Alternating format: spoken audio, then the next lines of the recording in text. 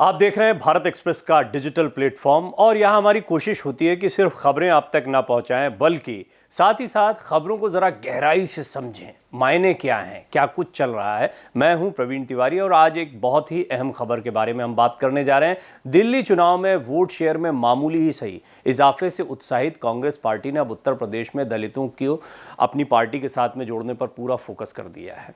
लोकसभा में विपक्ष के नेता राहुल गांधी 2 दिन के दौरे पर अपने संसदीय क्षेत्र रायबरेली में हैं, जहां उन्होंने दलित संवाद कार्यक्रम में हिस्सा लिया। कांग्रेस के दलित संवाद कार्यक्रम में संविधान निर्माता डॉक्टर भीमराव अंबेडकर का जिक्र हुआ तो युवाओं ने दलित उत्थान के लिए काशीराम मायावती के कामकाज की भी तारीफ कर दी।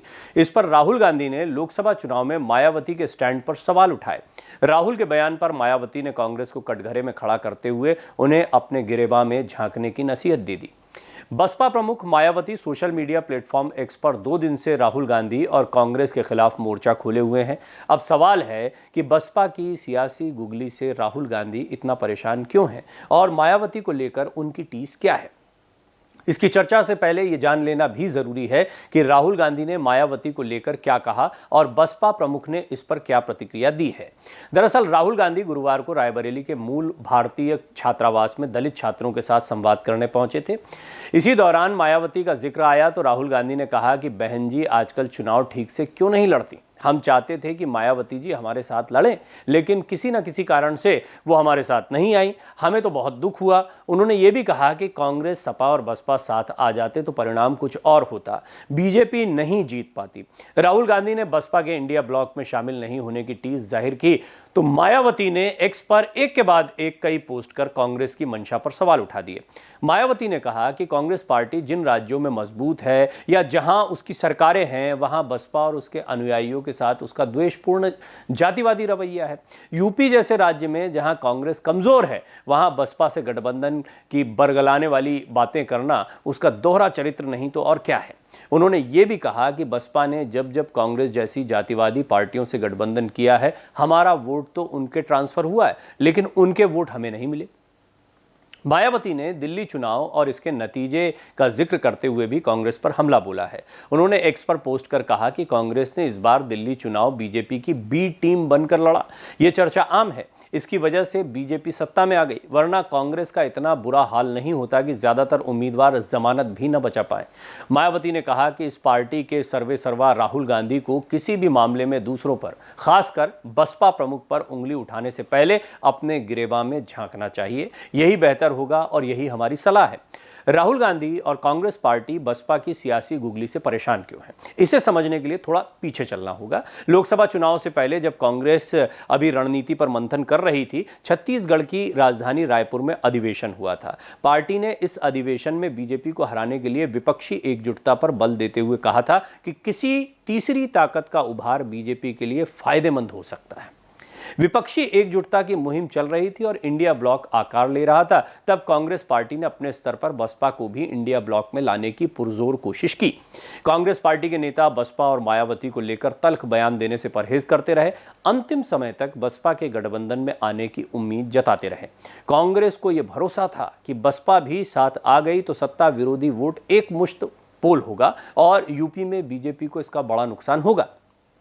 गठबंधन के पक्ष में एक तरफा नतीजे आएंगे, लेकिन ऐसा हुआ नहीं। यूपी में बसपा विपक्षी एकजुटता की कांग्रेस की कोशिशों से तब किनारा कर गई और मान मनव्वल के तमाम प्रयासों के बावजूद मायावती की पार्टी इंडिया ब्लॉक में शामिल नहीं हुई।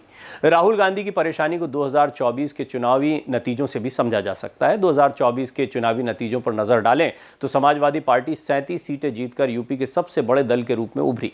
पार्टी का वोट शेयर 33.8% रहा था। कांग्रेस 9.5% वोट शेयर के साथ 6 सीटें जीत पाई थी। कांग्रेस और सपा दोनों का वोट शेयर जोड़ लें तो ये 43.3% पहुंचता है। तब बसपा ने 79 सीटों पर चुनाव लड़ा था और कांग्रेस के ही बराबर 9.5% वोट प्राप्त किए थे। मायावती की पार्टी का वोट गठबंधन सहयोगियों को ट्रांसफर होता है। ऐसे में अगर बसपा इंडिया ब्लॉक में होती तो विपक्षी गठबंधन का वोट शेयर 52% के करीब पहुंच सकता था और सीटों की संख्या भी अधिक हो सकती थी। यूपी की ही बात करें तो सूबे में लंबे समय तक कांग्रेस की सरकारों के पीछे दलित, सवर्ण और मुस्लिम वोटों का गणित रहा है। सूबे में करीब 20% दलित आबादी है, जिसमें करीब आधी हिस्सेदारी जाटव समाज की है, जिसे बसपा का कोर वोटर माना जाता है। कांग्रेस अंबेडकर संविधान के मुद्दे पर जय भीम जय संविधान रैलियों के जरिए अपने पुराने कोर वोट बैंक में जड़ें तलाश रही है। कांग्रेस की गठबंधन सहयोगी समाजवादी पार्टी भी पीडीए यानी पिछड़ा, दलित और अल्पसंख्यक का नारा देकर नया वोट गणित गढ़ने की कोशिश में जुटी है। पीडीए का डी यानी दलित समाज को अपने पाले में लाने की कोशिश कांग्रेस और सपा दोनों दल करते रहे हैं। दलित पॉलिटिक्स की पिच पर कोई पार्टी उतरे, यूपी में उसके लिए मायावती और बसपा बड़ी चुनौती है। मायावती को लेकर राहुल गांधी की टीस के पीछे दो प्रमुख कारण बताए जा रहे हैं। एक ये कि बसपा को गठबंधन में लाने की पहल सपा की नाराजगी के बावजूद कांग्रेस ने की थी, जिसमें गांधी परिवार एक्टिव था। तब खबरें यहां तक आई थी कि खुद प्रियंका गांधी ने गठबंधन को लेकर मायावती से बात की है। ऐसा तब था जब इंडिया ब्लॉक की बैठक में बसपा को लेकर स्टैंड क्लियर करने की मांग करते हुए अखिलेश यादव ने गठबंधन से निकलने तक की धमकी दे दी थी। 1 बजे बसपा के उम्मीदवार उतारने से इंडिया ब्लॉक को 16 सीटों पर हुआ नुकसान भी है।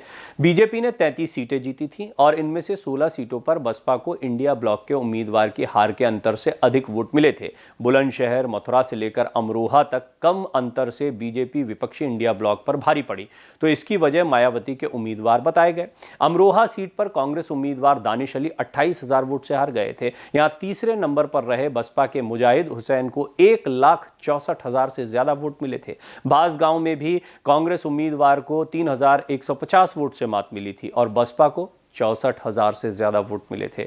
राहुल गांधी की टीस इसे लेकर भी है। बसपा भी अगर इंडिया ब्लॉक में होती और उसके वोट सहयोगी दलों को एकमुश्त ट्रांसफर होते या हो सकते थे कि कांग्रेस की सीटों की संख्या में दोहरा अंक देखने को आपको मिलता और बीजेपी की सीटें 20 से भी कम हो जाती।